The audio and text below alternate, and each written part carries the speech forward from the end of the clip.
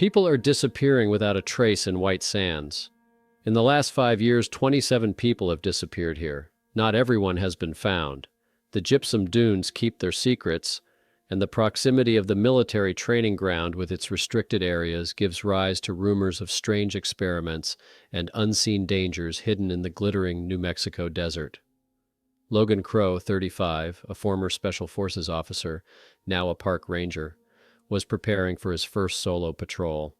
He methodically checked his gear: 3 liters of water, a map of the area, a GPS unit with spare batteries, a walkie-talkie, a first aid kit, and flares. The route was designed to take 4 hours with a return by 17 o'clock, a standard park safety requirement. The Whitesands posed a particular danger to visitors due to the monotonous landscape. The park statistics for 2018 recorded 11 cases of missing tourists. 10 managed to be found within 48 hours. 1 person was never found. Temperatures in the dunes rose to plus 40 degrees C in July, and the sun's reflection off the gypsum sand increased the risk of dehydration and heat stroke. In the past, Logan served in Afghanistan, Helmand Province, where he was involved in special operations. During one mission in 2012, his squad was ambushed. 4 of his fellow soldiers were killed. After his discharge from the Army, Logan was diagnosed with post-traumatic stress disorder. Working in an isolated park was his attempt to start a new life away from the triggers of war memories. On the 3rd day, Senior Ranger Sarah Lawrence briefed Logan on the features of the area. She paid particular attention to the eastern boundary of the park, beyond which was the Whitesands military range. The range regularly tested missile technology, which sometimes required the temporary closure of part of the park to visitors. The boundary between the park and the range was marked by metal posts, but during sandstorms, these markers could be partially covered by sand. On the 22nd of July 2019, while returning from patrol, Logan noticed a red flag above the administration building, an alarm. The ranger on duty reported that the Gardner family from California, parents and 14-year-old daughter, had not returned from a scheduled dune hike by the scheduled time. Their car had been left in the car park, and the logbook had a note that the hike had started at 10:45 with a planned return by 4 p.m. Logan didn't yet know that these disappearances would be his first major test in his new position and would lead to unexpected revelations about both the park and his own past.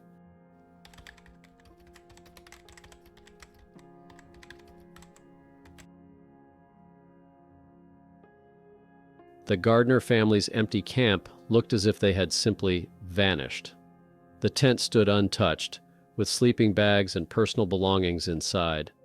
The remnants of breakfast lay on a folding table, half-eaten tinned food, and half-empty water bottles. An open map with the marked route was pressed against a rock to keep it from flying away in the wind. An open diary and a pencil lay next to it, the last entry broken in mid-sentence. Logan Crowe discovered the Gardner camp on the 23rd of July at 8:20 a.m., 16 hours after the search operation began. He carefully recorded the location of all items and took photographs before touching anything. His attention was drawn to a diary entry from the previous day. Dad noticed something unusual behind the east dune. Looks like a metal structure. Going to check it out after. A search party was formed immediately after the alarm was sounded. 6 rangers, including Logan and Sarah Lawrence, split into pairs and set off in the 3 most likely directions. The ground search was supported by a helicopter that circled the area until darkness fell. In the morning, the search resumed, and Logan and Sarah headed for the furthest point of the Gardner's route marked on their map. Sarah scrutinized the compass that lay beside the map. "It's working fine," she noted. They couldn't have gotten lost because of broken equipment. Logan walked around the perimeter of the camp, studying the footprints in the sand.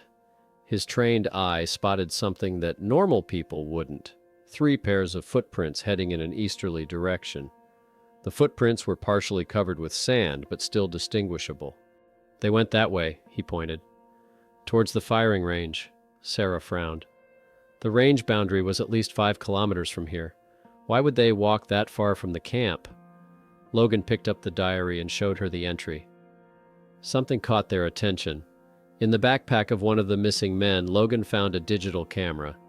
Looking through the recent pictures, he saw a series of sunrise, dune, and family photos. The last was a blurry image of something metallic reflecting sunlight in the distance. Logan and Sarah moved along the Gardner's trail. After 2 kilometers, the tracks became less visible as the wind gradually erased them. After another kilometer, Sarah stopped, looking up at the sky. "We have to go back," she said, pointing to the southwest. The sandstorm was coming. A brown wall of wind-blown sand could be seen on the horizon. The day's weather forecast hadn't warned of a storm, but the weather changed rapidly in White Sands in the summer. Logan checked the GPS unit. The shelter on Route C was 2 kilometers to the northwest. We'd reach it in time. Shelters had been built at strategic points in the park just in case of sudden storms.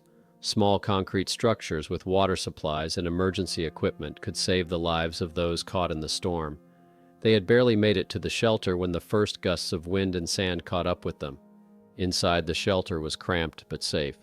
Logan radioed the command center, reporting their location and the evidence they had found.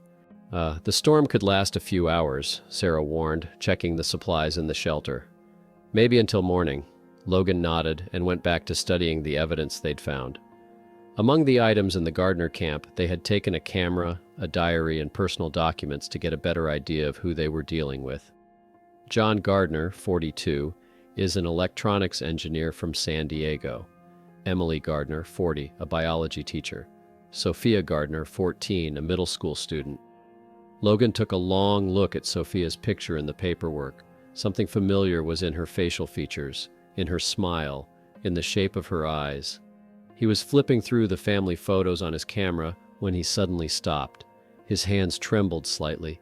Sophia Gardner, laughing against the backdrop of White Sands, bore a striking resemblance to Layla, the sister of his friend Mike, who had died in Afghanistan. Same face shape, same expressive eyes, even a similar smile. Mike often showed pictures of his little sister, saying he was defending the country for its future. And then, in an instant, he was gone. Logan couldn't save his friend then, in the mountains of Helmand. Now he was faced with another task: to find the girl who looked so much like Layla.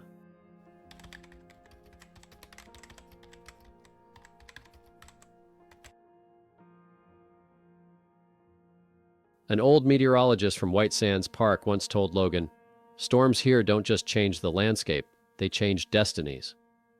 On the 23rd of July 2019, trapped in a concrete shelter in the middle of a sandstorm, Logan Crowe understood the meaning of those words. The elements outside weren't the only threat. Among his missing family's belongings, he discovered a clue that took the search to a whole new level.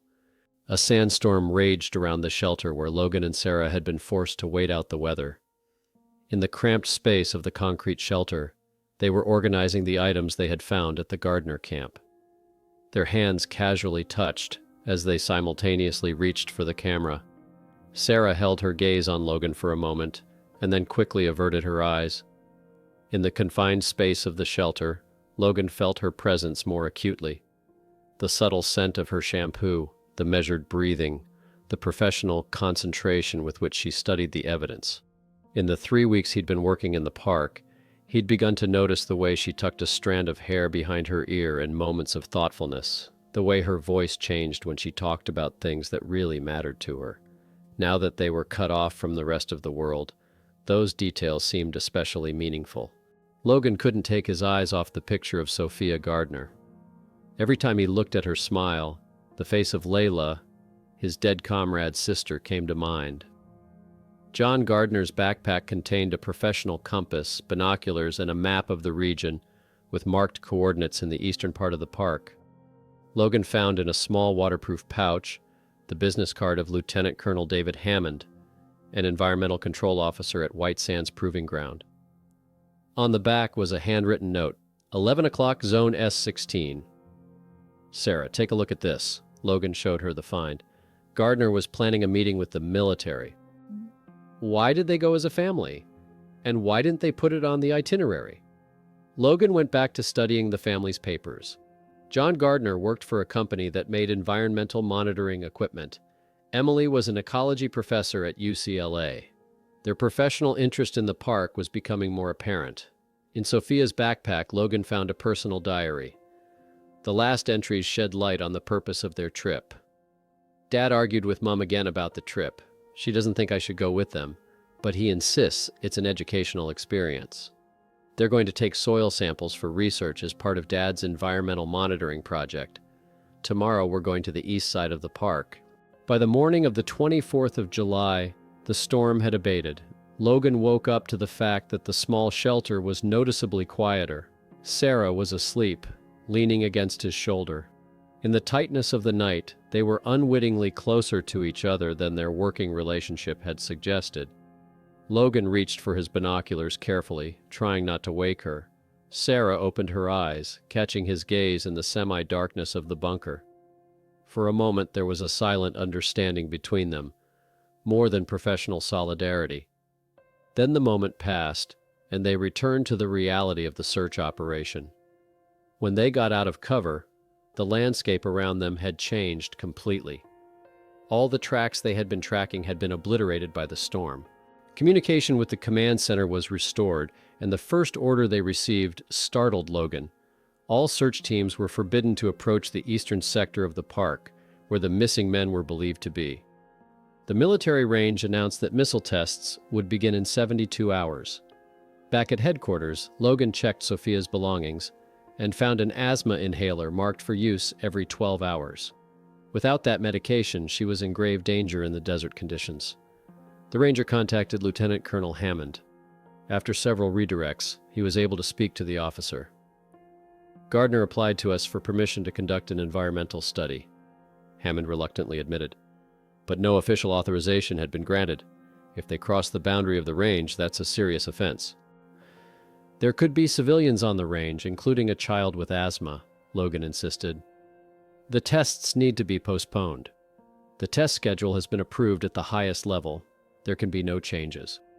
After this conversation, Logan met with Frank Wilcox, an old meteorologist who had worked at the park for more than 30 years. Area S16? Frank frowned. That's the old observation area, closed in the 80s. There were observation bunkers there to record the results of early tests. Some of them are still standing.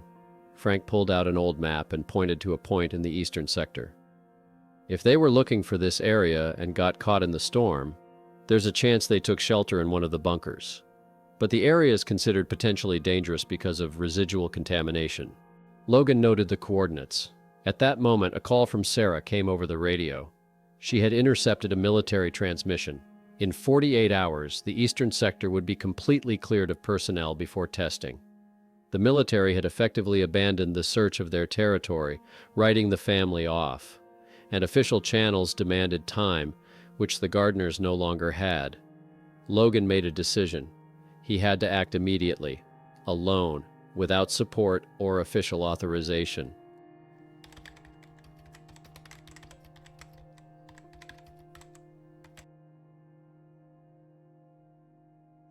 The night patrol passed only 10 meters from Logan. He lay motionless, huddled in the sand, as he had once been in the mountains of Afghanistan. The next patrol was due in 30 minutes. In that time, he had to find the entrance to the S16 bunker, where, according to Frank's coordinates, the Gardner family could be hiding. It was his last hope of finding Sophia alive. Logan began preparations immediately after talking to the old meteorologist. He planned to act alone, not wanting to put anyone at risk. At 9:40 p.m., the ranger left the park's administration building and headed for the service jeep, loading the necessary gear: a map, GPS unit, night vision device from his army kit, a supply of water, a first aid kit with asthma medication, and flares. Sarah's sudden appearance changed his plans. Standing in the shadows, she easily guessed his intentions. Logan's attempts to dissuade his colleague from taking part in the risky operation were futile. Sarah reminded him that she had spent 10 years in Whitesands and knew the eastern sector much better than Logan. There was an undeniable logic in those words that made him agree to the joint foray. Together, they crossed the official park boundary in an unmarked jeep. For camouflage, they traveled without headlights, relying on night vision devices. Beyond the tourist routes, the dunes became higher and more dangerous, some as high as 10 meters. With steep slopes that trapped many inexperienced travelers. When they reached the perimeter of the military range, They camouflaged the jeep between two dunes and continued on foot. Logan couldn't help noting how confidently Sarah navigated the night desert. Her professionalism was truly admirable. They spotted the first military patrol at 0:15. Two soldiers with night vision devices methodically surveyed the area. The Rangers lay down behind a dune, remaining perfectly still until the patrol was out of sight. According to Frank's map, the S-16 bunker was 3 kilometers from the perimeter. Moving from cover to cover, Logan and Sarah slowly made their way deeper into the restricted area. They passed an abandoned observation tower partially covered with sand, presumably the one the Gardners had spotted before they disappeared. As they descended the steep dune slope to the bunker's intended location, Sarah suddenly lost her balance on the crumbling sand. Logan instinctively grabbed her arm, preventing her from falling, and a moment later their eyes met in the semi-darkness. A silent understanding between them, something deeper and more personal than just a relationship between colleagues. In a low spot between the dunes, the Rangers found a metal door almost completely hidden by sand. Clearing the entrance, they worked together to move the rusted hinges. It looked like the room had once served as an observation point for recording test results. Logan noticed fresh footprints on the dusty floor leading to the interior, clear evidence of recent human presence. Following the branching corridors, the Rangers found a bracelet with a dolphin pendant, just like the one in Sophia Gardner's photograph. In one of the side rooms, they finally found the entire Gardner family. John was sitting against the wall, supporting his wife's head, which was resting on his jacket. Sophia, visibly weakened, was clutching an empty inhaler in her hands. Seeing the Rangers, hope flashed in the girl's eyes. Logan's brief introduction was interrupted by the appearance of 2 armed military men in the doorway. The situation instantly escalated. Not only had the Rangers violated the boundary of the restricted area, but they had been caught by a military patrol. With exceptional composure, Sarah managed to turn the military's attention to the medical emergency. She clearly identified the asthmatic girl's condition and Emily Gardner's signs of dehydration. After a brief conference with command over the radio, the military was ordered to evacuate the entire group to the base's medical center. Military jeeps transported the rescued and rescuers to a waiting medical helicopter. Sophia received the necessary treatment immediately, and her parents also received expert care. Logan and Sarah expected serious consequences for unauthorized entry into the military facility. Instead of arrest, however, they were met with Colonel Hammond. The officer was blunt about the seriousness of the violation of federal law, but then suddenly softened his tone. He explained that John Gardner, a well-known environmental monitor, had repeatedly requested permission to explore the eastern sector. Although he had been officially denied, some of the range staff had taken an informal interest in his work, which explained the presence of Hammond's business card with notes about the meeting. The colonel said he expected a professional tour for one specialist, not a family outing with a child.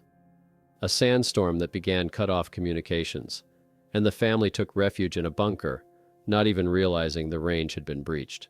Hammond confirmed that the planned tests would go ahead as scheduled, but the S-16 area was out of range, so the Gardners were in no immediate danger. The colonel made it clear that Logan and Sarah had never officially crossed the range, and that the discovery of the Gardner family had been the result of the military rescue team's quick actions. In his eyes, however, he was genuinely grateful for their initiative. On the 25th of July, returning to the park, the Rangers were reprimanded by their superiors for unauthorized night travel outside the duty route. However, the severity of the administrative penalty was mitigated by the unofficial approval of their superiors, who understood the true value of saving a family of hikers. By the evening of the same day, Sophia Gardner's condition had significantly improved. On the phone from Alamogordo Hospital, the girl personally thanked her rescuers. For Logan, this conversation was a turning point. For the first time in a long time, the image of Layla, the sister of the dead comrade, began to fade, giving way to the living voice of the rescued Sophia. At sunset, Logan and Sarah stood on the observation deck, watching the last rays of sunlight color the white dunes with golden and pink tones.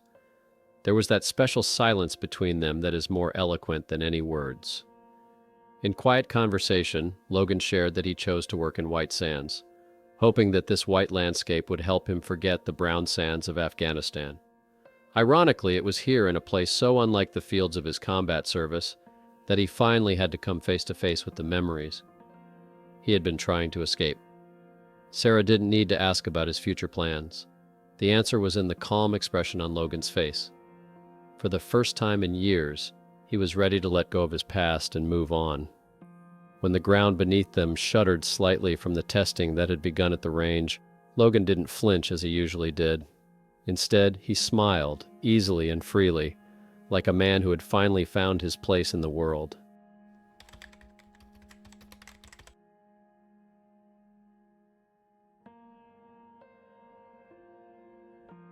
The white sands are changing. That is their nature. A lot has happened in the park over the year. In December 2019, the U.S. Congress officially upgraded the status of the area to White Sands National Park. The number of visitors nearly doubled, requiring the hiring of additional rangers. Logan Crowe stayed on to work at the park, being promoted to senior security ranger. His SWAT experience combined with his natural powers of observation made him indispensable. PTSD attacks became much less frequent. Sometimes weeks would pass without a single disturbing memory. Sarah Lawrence led a new environmental monitoring program in collaboration with the University of California. John and Emily Gardner became the project's first consultants. Sometimes after work, Logan and Sarah would watch sunsets together from the observation deck. Colleagues had long noticed that their relationship had outgrown professional boundaries. In July 2020, exactly 1 year after the events in the eastern sector, Logan received a parcel from San Diego. Sophia Gardner had sent her school paper about desert conservation, which had received the highest grade. Attached to the paper was a photograph, Logan and Sarah in ranger uniforms against a backdrop of snow-white dunes, and a short note. "Thank you for showing that even in the desert you can find your way home." That evening, holding the photograph and standing on the observation deck, Logan finally realized that his long journey across the sands was over. He had indeed found his way home. Friends, you have just heard the story of the events in White Sands, a place where people disappear and answers sink into the dunes along with time. What really happened in the S-16 zone? Why was the military in such a hurry to cover it all up? And was it just a rescue mission for Sarah and John, or was there more to the desert than that? Write your thoughts in the comments, and if this story touched you as much as it did me, support the channel by liking and subscribing. There are many more unsolved mysteries to come from the most remote corners of America's national parks. See you in the next issue.